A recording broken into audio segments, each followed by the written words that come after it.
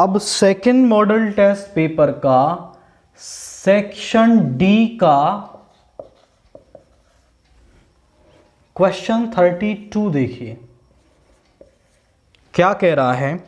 Using integration find the area of the region in the first quadrant enclosed by the x axis and the line y is equal to x and the circle x square plus y square is equal to 32। दो curves दे रखे हैं, इन curves और x axis के बीच में जो एरिया बनेगा वो हमें फाइंड आउट करना है। मैं पहले कर्व्स को लिख लेता हूं।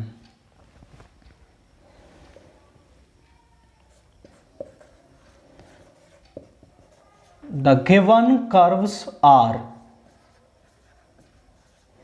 वो क्या है हमारे पास, y is equal to x and x square plus y square is equal to 32। इस 32 को मैं ऐसा लिख सकता हूं, दिस इज 4√2 का स्क्वेयर। तो ये एक सर्कल है जो ओरिजिन से पास होता है, जिसका कि सेंटर ओरिजिन है और रेडियस क्या है उसकी 4√2। और जो फर्स्ट कर्व है वो एक लाइन है पासिंग थ्रू द ओरिजिन। आप चाहो तो इसका ग्राफ भी बना सकते हो। यहां पे क्या होगा, दिस इज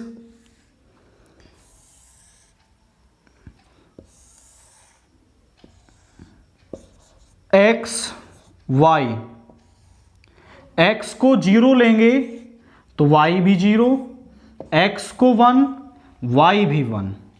और इसके बारे में आप लिखोगे curve 2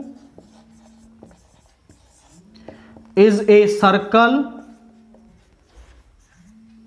whose center is at origin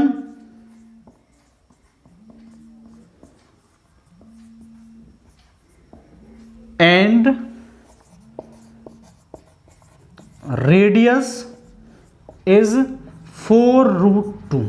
तो हमने बता दिया कि ये एक सर्कल है जिसका सेंटर कहां पर है, ओरिजिन पर है, एंड इसकी जो रेडियस है वो 4√2 है।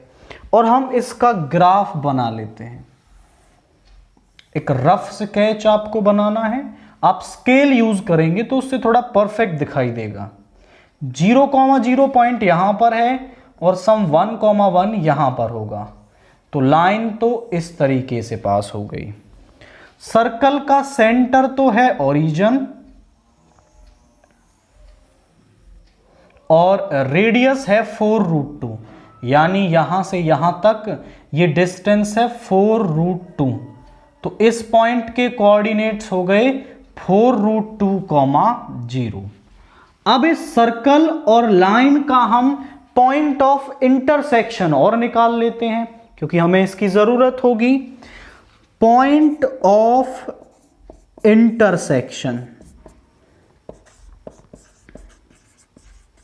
पॉइंट ऑफ इंटरसेक्शन कैसे निकालेंगे हम?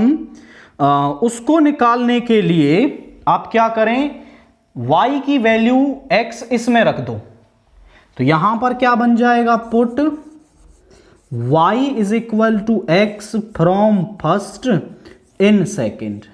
y की वैल्यू x फर्स्ट कर्व से हम सेकेंड में डाल रहे हैं। तो यहां आ जाएगा x square plus x square is equal to 32। यहां हो गया 2x square is equal to 32 और यहां पे आ गया 16, x की वैल्यू आ गई ±4।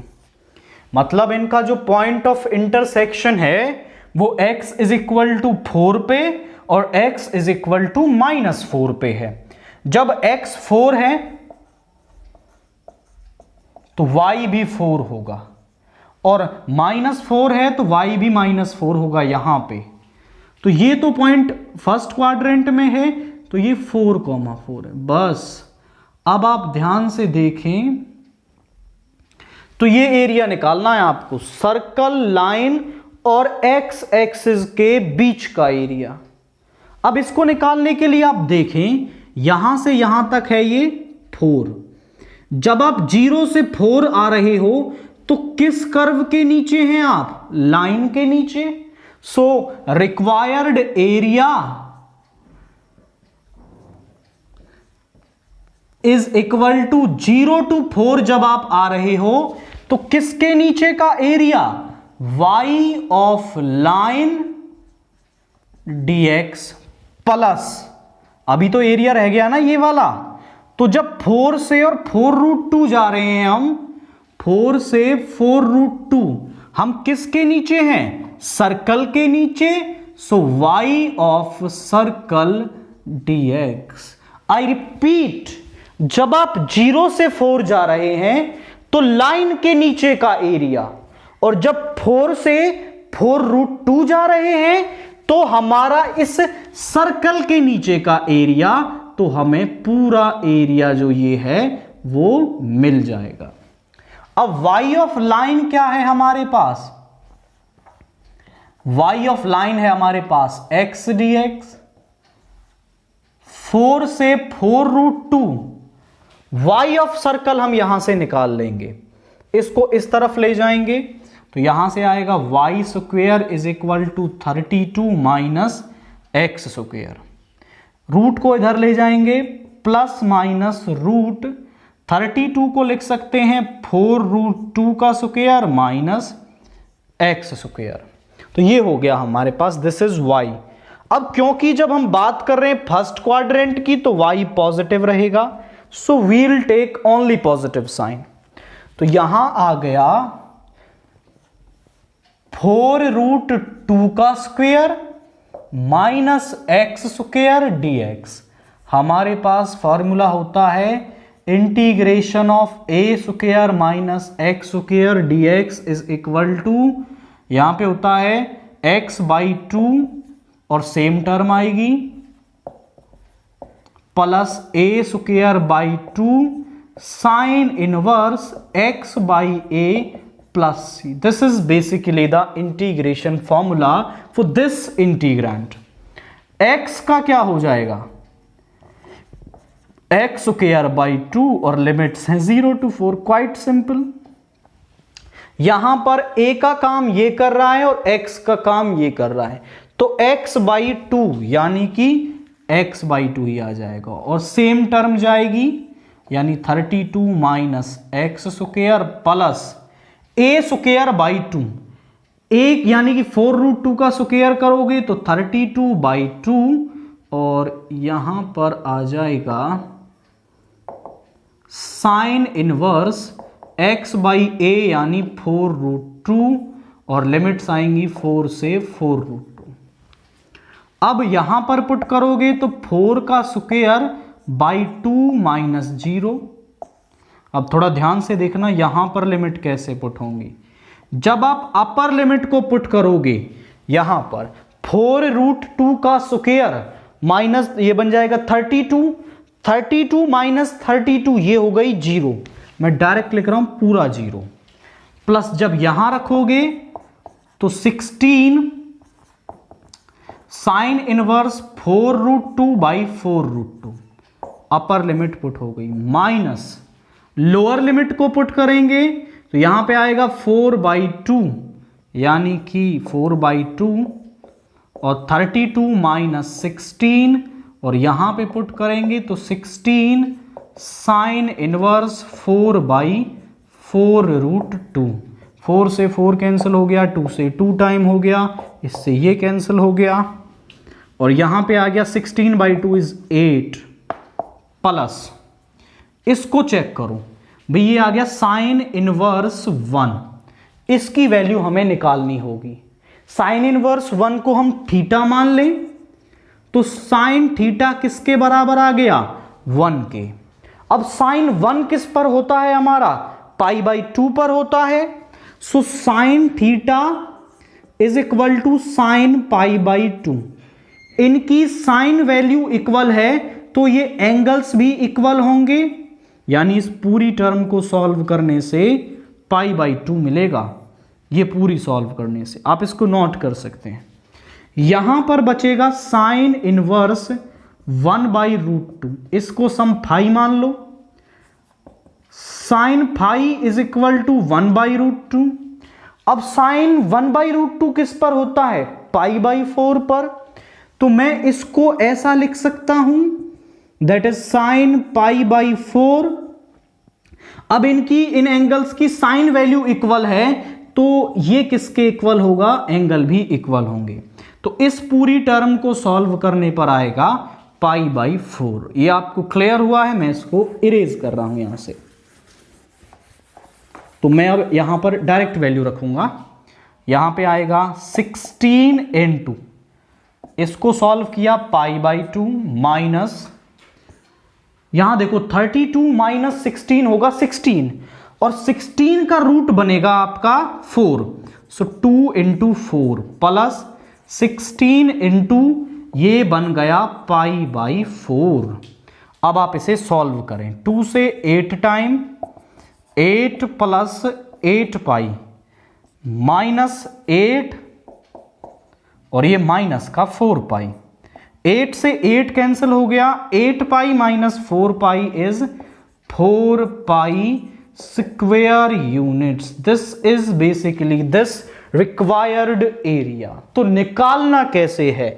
पहले आप इनके कर्व के बारे में जानकारी दें कि क्या कर्व है, कैसे पास होगा, और इस सब के बारे में बताएं। एंड आफ्टर दैट अगर वो कहीं पॉइंट पर इंटरसेक्ट कर रहे हैं तो पॉइंट ऑफ इंटरसेक्शन निकालें, और यहां से यहां लाइन के नीचे का एरिया, 4 से 4√2 सर्कल के नीचे का एरिया, और केवल इंटीग्रेशन करते ही हमें रिक्वायर्ड एरिया यहां पर मिल जाएगा। नाउ सेक्शन डी का क्वेश्चन 33 देखिए। ए, बी और सी 3 मैट्रिक्स हमें दे रखी हैं, तो हमें रिजल्ट्स वेरीफाई करने हैं। 2 रिजल्ट्स वेरीफाई करने हैं। A plus B plus C का आप ट्रांसपोज करेंगे तो वो बराबर आएगा किसके? A transpose plus B transpose plus C transpose के। तो एक बार तो मैं इसमें लेफ्ट हैंड साइड निकालूंगा और एक बार मैं इसमें राइट हैंड साइड निकालूंगा। अब ये दोनों रिजल्ट्स बराबर आएंगे तो हमारा रिजल्ट वेरीफाई हो जाएगा। ऐसे ही हम सेकंड को करेंगे। तो सबसे पहले मुझे चाहिए ए प्लस बी प्लस सी। आप लिख लें इसे। आप यहां ए लिखोगे, यहां बी लिखोगे और यहां पर सी लिखोगे अपनी कॉपी के अंदर। यहां स्पेस कम है, दैट्स वाई मैं डायरेक्ट एडिशन कर रहा हूं। 1 + 2 3 हो गया। 3 + -1 is 2।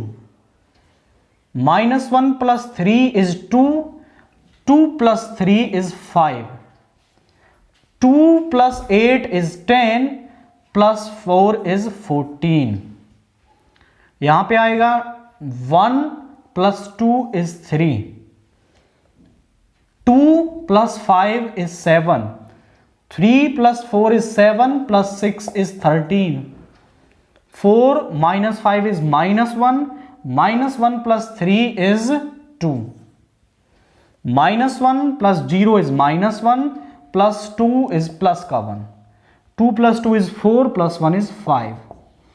This is A + B + C. Left hand side है हमारी A + B + C का ट्रांसपोज, यानी 2 5 14 3 7 13 2 1 5 का ट्रांसपोज। तो पहली रो पहला कॉलम बन जाएगी 2 5 14, दूसरी रो दूसरा कॉलम बन जाएगी 2 1 5। ये तो लेफ्ट हैंड साइड आ गई।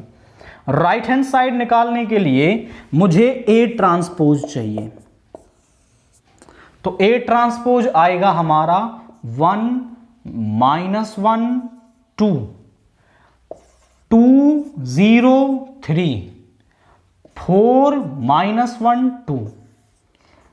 बी ट्रांसपोज आएगा हमारा 2 3 8 -1 2 4 -1 2 4 -5 0 2 और C ट्रांसपोज आएगा हमारे पास -1 3 4 2 5 6 3 2 1.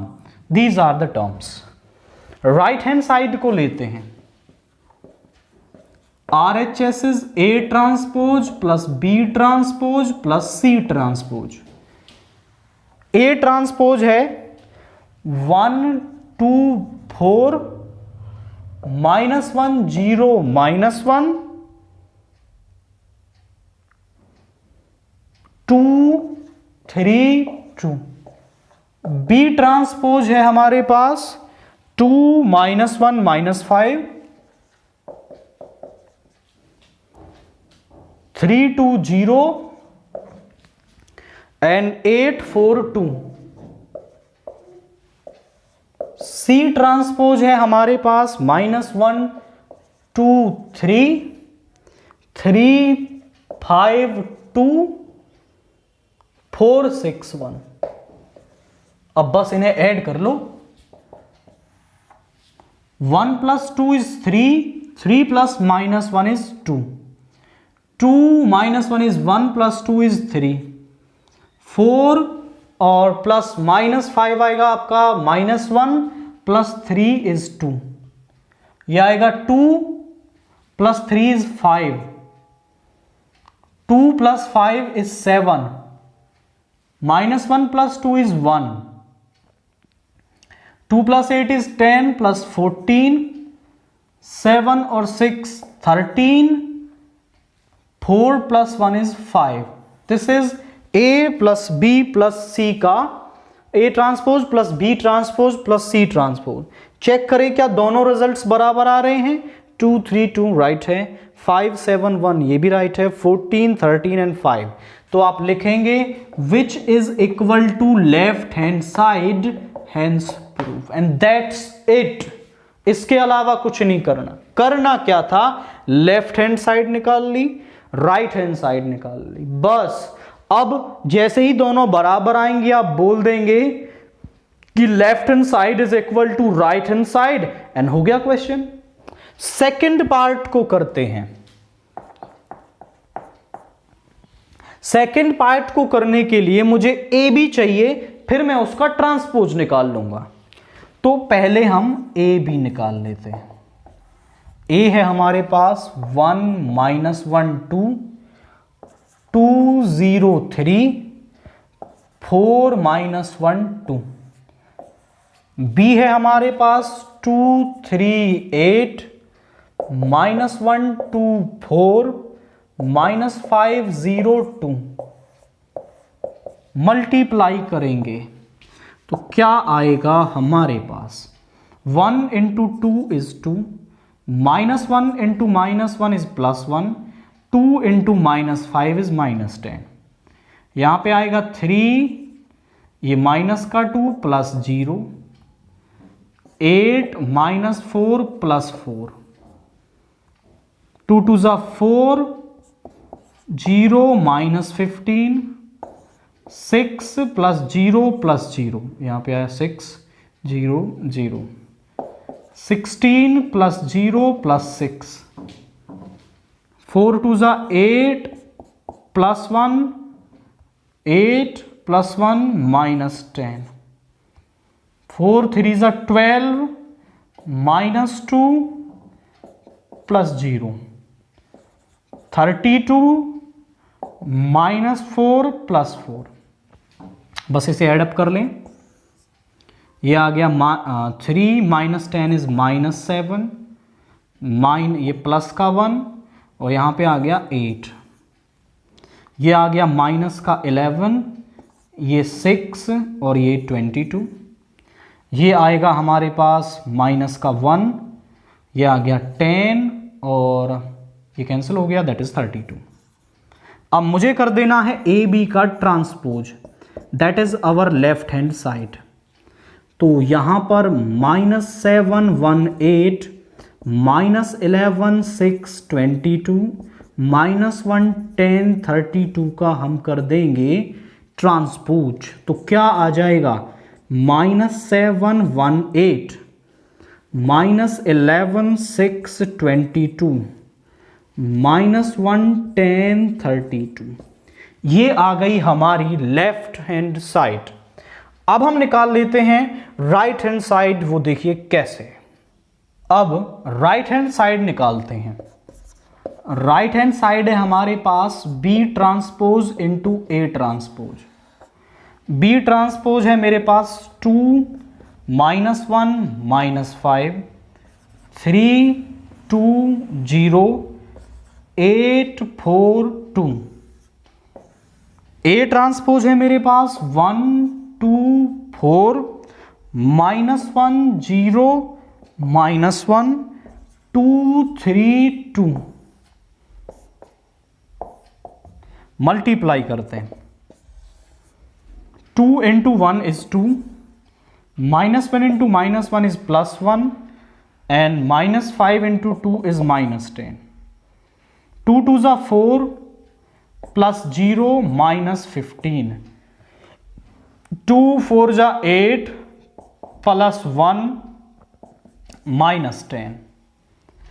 तो यहां पे आएगा 3 -2 plus 0 6 plus 0 plus 0 12 -2 plus 0 8 -4 plus 4 16 plus 0 plus 6 32 -4 plus 4।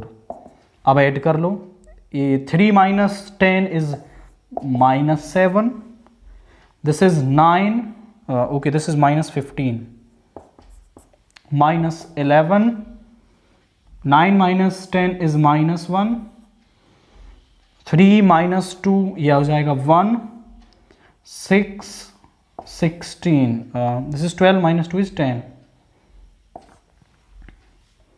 8 22 and 32 which is equal to left hand side and hence proof। आप चेक करें कि क्या ये लेफ्ट हैंड साइड के बराबर आ रहा है। -7 -11 -1 1 6 10 8 22 and 32 दोनों बराबर हैं। अब ये बराबर आएंगे ही क्योंकि हमें वेरीफाई करना था। अगर बराबर नहीं आते हैं दैट मीन्स आप कहीं कैलकुलेशन मिस्टेक कर गए हैं। करना क्या था, पहले ए बी निकाला और उसका ट्रांसपोज बराबर करना था B transpose into A transpose के। तो मैंने ए बी निकाल लिया, फिर उसका ट्रांसपोज कर लिया। बी ट्रांसपोज और ए ट्रांसपोज हमारे पास पहले से थे तो उनकी वैल्यू रखी और मल्टीप्लाई कर दिया। एक्चुअली में ये एक प्रॉपर्टी भी है जो आपको माइंड में होनी चाहिए कि बेबी का ट्रांसपोज किसके बराबर होता है, B transpose into A transpose के बराबर होता है। नाउ क्वेश्चन 33 के और वाला पार्ट देखिए। ये ए मैट्रिक्स आपको दे रखी है और वो कह रहा है find the inverse of this matrix. तो इस मैट्रिक्स का इनवर्स निकालिए।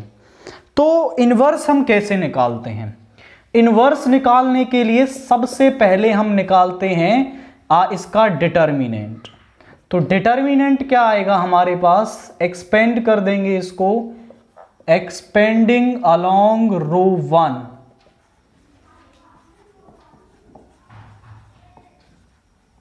क्या आ जाएगा 1 इंटू में इस रो इस कॉलम को छोड़ेंगे 8 - 6, ये माइनस माइनस प्लस का 1 हो जाएगा।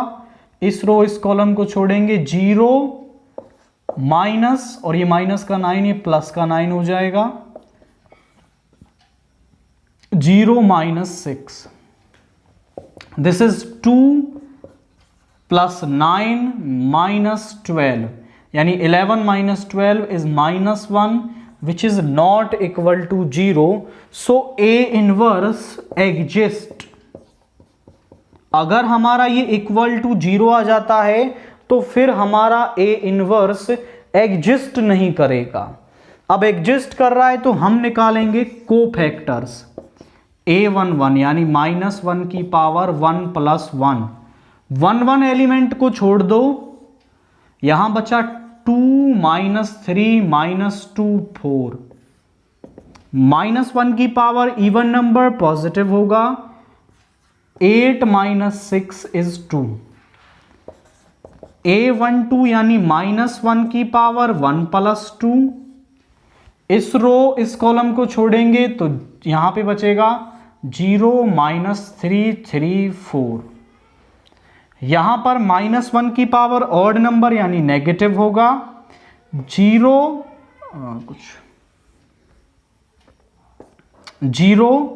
माइनस ऑफ -3 प्लस का 9 हो जाएगा, दैट इज -9। -1 की पावर 1 + 3।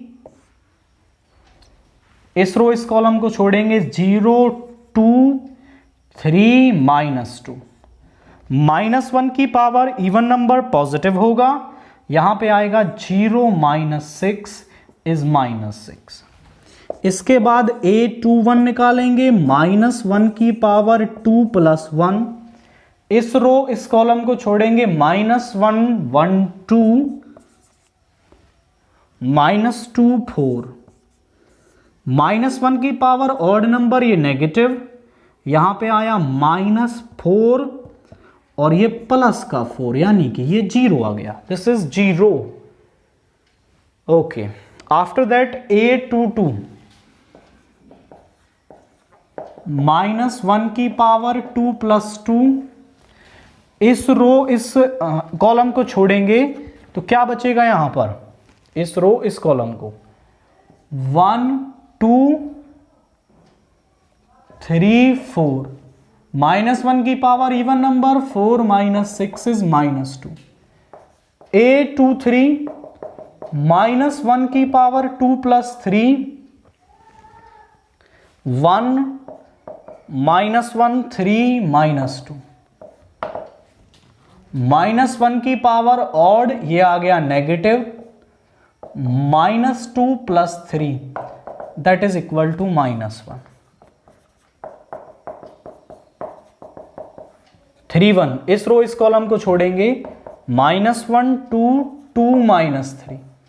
-1 की पावर इवन नंबर ये पॉजिटिव होगा, 3 -4 इज -1। इसके बाद A32 इस रो इस कॉलम को छोड़ेंगे 1 2 0 -3। -1 की पावर ऑड नंबर ये नेगेटिव होगा और यहां पे आएगा -3 -0 दैट इज +3।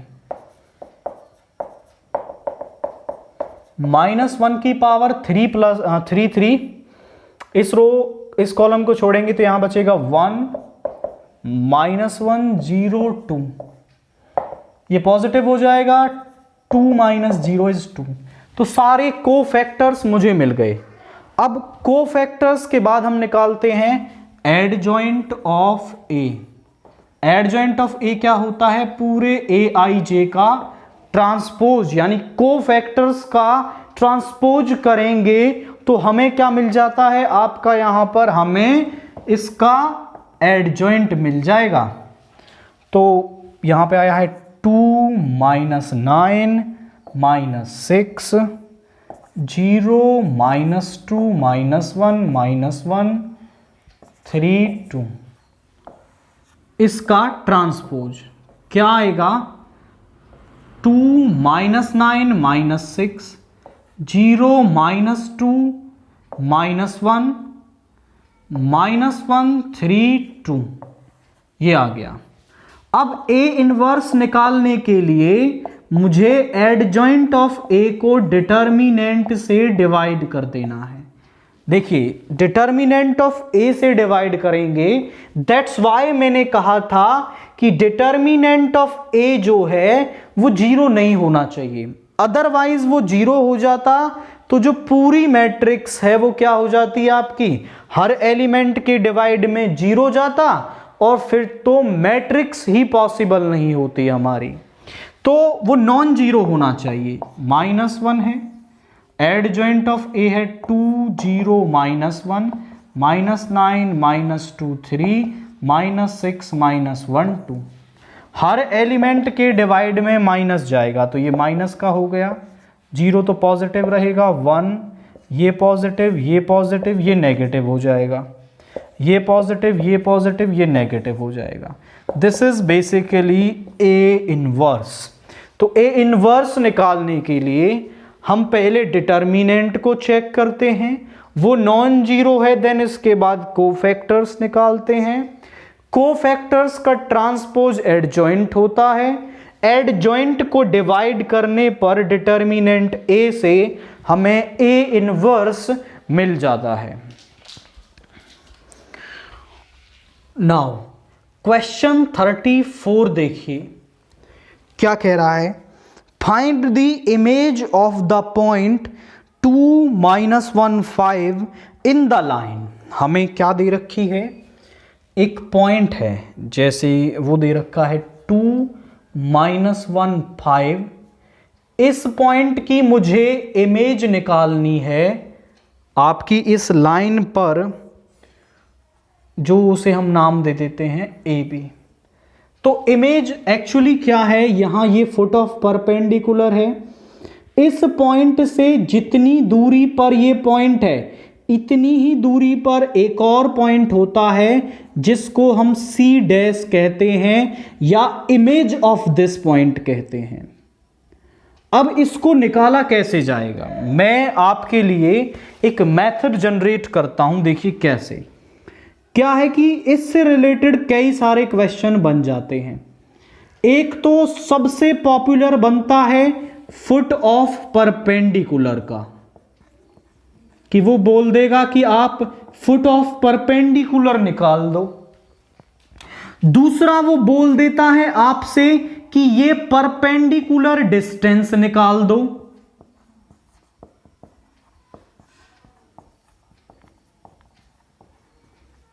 तीसरा वो आपसे कहेगा कि आप इसकी इमेज निकाल दो। चौथा वो आपसे कहेगा कि परपेंडिकुलर जो है उसकी इक्वेशन निकाल दो। ऐसे कई क्वेश्चन बन सकते हैं, ये 4 बन सकते हैं, foot of perpendicular, perpendicular distance, perpendicular की इक्वेशन या फिर इमेज। सभी को निकालने के लिए हमें फुट ऑफ परपेंडिकुलर चाहिए। जैसे ही मुझे ये कोऑर्डिनेट मिलेगा, आप इसका क्या कर सकते हो, इस लाइन की इक्वेशन निकाल सकते हो 2 पॉइंट फॉर्म से। ये हो गया इक्वेशन। इमेज के लिए मिड पॉइंट फॉर्मूला यूज कर लेंगे जो हम इस क्वेश्चन में करेंगे। परपेंडिकुलर डिस्टेंस के लिए डिस्टेंस फॉर्मूला लगा दो, या फिर परपेंडिकुलर के डीसीज भी आपसे पूछ सकता है, डायरेक्शन कोसाइंस। 2 पॉइंट से पास होने वाली लाइन के डायरेक्शन रेशियोज हम निकाल सकते हैं, x2 - x1, y2 - y1, z2 - z1। Direction ratios हमारे पास हो तो डायरेक्शन कोसाइंस भी हम निकाल सकते हैं। तो सारा काम कहां से होगा, फुट ऑफ परपेंडिकुलर से। एक तरीका, 5 क्वेश्चन बिल्कुल हो जाएंगे उसी से। हर किसी के लिए अलग मेथड नहीं पढ़ना, परपेंडिकुलर डिस्टेंस का फार्मूला, इमेज निकालने के लिए अलग कंसेप्ट, एक कंसेप्ट पढ़ेंगे, सभी क्वेश्चन उसी से हो जाएंगे। देखिए कैसे, the given equation of the line is, क्या दे रखी है हमें, x - 11 by 10 is equal to y plus 2 by minus 4 is equal to z plus 8 by minus 11 is equal to lambda। इस लाइन की इक्वेशन को सम लैम्डा के बराबर मान लो। तो यहां से जब इसको इसके बराबर लेंगे तो 10 इधर चला जाएगा, 10 lambda, x is equal to 10 lambda plus 11। So x is equal to 10 lambda plus 11। y किसके बराबर आएगा, -4 लैम्डा -2। z किसके बराबर आएगा, 11 लैम्डा माइनस 8। ये जो एक्स वाई जेड हैं वो इस ए बी लाइन पर किसी पॉइंट के कोऑर्डिनेट्स हैं। Be the coordinates of any point on the line A B. ये इस लाइन ए बी पर किसी भी पॉइंट के कोऑर्डिनेट्स हैं। हम लैम्डा की सम वैल्यू के लिए ये बोल देंगे कि ये इस डी पॉइंट के कोऑर्डिनेट हैं, क्योंकि डी बी तो कहां है, ए बी पर ही है। हम बोलेंगे for some value of lambda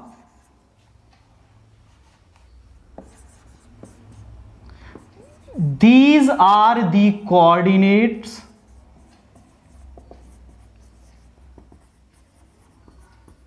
of D। अगर ये D के कोऑर्डिनेट्स हैं तो हम DC के डायरेक्शन रेशियोज निकाल सकते हैं। सो DRs ऑफ DC, अगर हमें एक लाइन दे रखी हो x1 y1 z1 x2 y2 z2, इससे पास हो रही है दो पॉइंट से, तो इसके डायरेक्शन रेशियोज होते हैं ये x2 minus x1 y2 minus y1 z2 minus z1। D और C दोनों के हमारे पास क्या है, डायरेक्शन रेशियोज हैं, तो हम इसके कोऑर्डिनेट्स हैं तो डायरेक्शन रेशियोज निकाल सकते हैं। 10 lambda plus 11 minus 2, 11 minus 2 is 9, 10 lambda plus 9, minus 4 lambda minus 2, और माइनस ऑफ माइनस 1 होगा, ये प्लस का 1 बन जाएगा। Minus 2 plus 1 is minus 4 lambda minus 1, minus 11 lambda minus 8 minus 5, ये हो जाएगा माइनस 11 लैम्डा माइनस 13। और ए बी के डायरेक्शन रेशियोज तो हम इक्वेशन से लिख सकते हैं, वो क्या है, 10 माइनस 4 माइनस 11। अब दो लाइंस परपेंडिकुलर हों तो उनके डायरेक्शन रेशियोज का जो प्रोडक्ट का जो सम है वो 0 होता है। This is basically the concept. तो हम बोलेंगे CD is perpendicular to AB, therefore इनके डायरेक्शन रेशियोज का जो प्रोडक्ट है उसका सम 0 के बराबर होगा। So basically minus 4 lambda minus 1 minus 11 into minus 11 lambda minus 13, ये 0 होगा। यहां पर मल्टीप्लाई कर लो 100 lambda plus 90 plus 16 lambda plus 4 plus 121 lambda, और ये हो जाएगा प्लस का 143 इज इक्वल टू 0। ऐड करना शुरू करो, 100 16 एंड 121, 100 16 121, 7 3 237 237 लैम्डा। इसको ऐड करो कांस्टेंट को, 94 यानी 94 और 143 237, ये हो गया प्लस का 237 इज इक्वल टू 0। इसको इधर ले जाओ, इसको इरेज कर देते हैं यहां से। 237 lambda is equal to minus 237, so lambda is equal to minus 1। बस लैम्डा मिल गया हमें। अब लैम्डा की वैल्यू को मैं यहां रख दूं तो मुझे क्या मिल जाएंगे, ये एक्चुअली एक्स वाई जेड जो थे हमने डी के कोऑर्डिनेट्स मान लिए थे, तो हमें फुट ऑफ परपेंडिकुलर मिल जाएगा। तो हम क्या करने वाले हैं, put lambda is equal to minus 1 in D. So coordinates of D हमारे पास क्या आ रहे हैं, check it. Coordinates of D आ जाएंगे, यहां पर -1 रखेंगे, -10 + 11 इज 1, यहां -1 रखेंगे तो ये प्लस का 4 - 2 इज 2, यहां 11 - 8 is 3। This is basically the 1 2 3 foot of perpendicular. पहला क्वेश्चन हो गया फुट ऑफ परपेंडिकुलर। अगर फुट ऑफ परपेंडिकुलर का क्वेश्चन आता है यहां पर छोड़ देंगे। परपेंडिकुलर डिस्टेंस पूछ रहा है तो दोनों के बीच में फॉर्मूला लगाओ, परपेंडिकुलर डिस्टेंस निकाल दो। इक्वेशन पूछ रहा है परपेंडिकुलर की, 2 पॉइंट फॉर्म से इक्वेशन निकाल दो।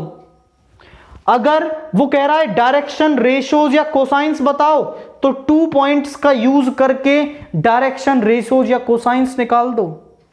लास्ट बचता है इमेज, तो लेट सी डैश के हमने कोऑर्डिनेट्स मान लिए x y z। अब बोलोगे D is the mid point, so इसके कोऑर्डिनेट्स हम निकाल सकते हैं बाय मिड पॉइंट फॉर्मूला।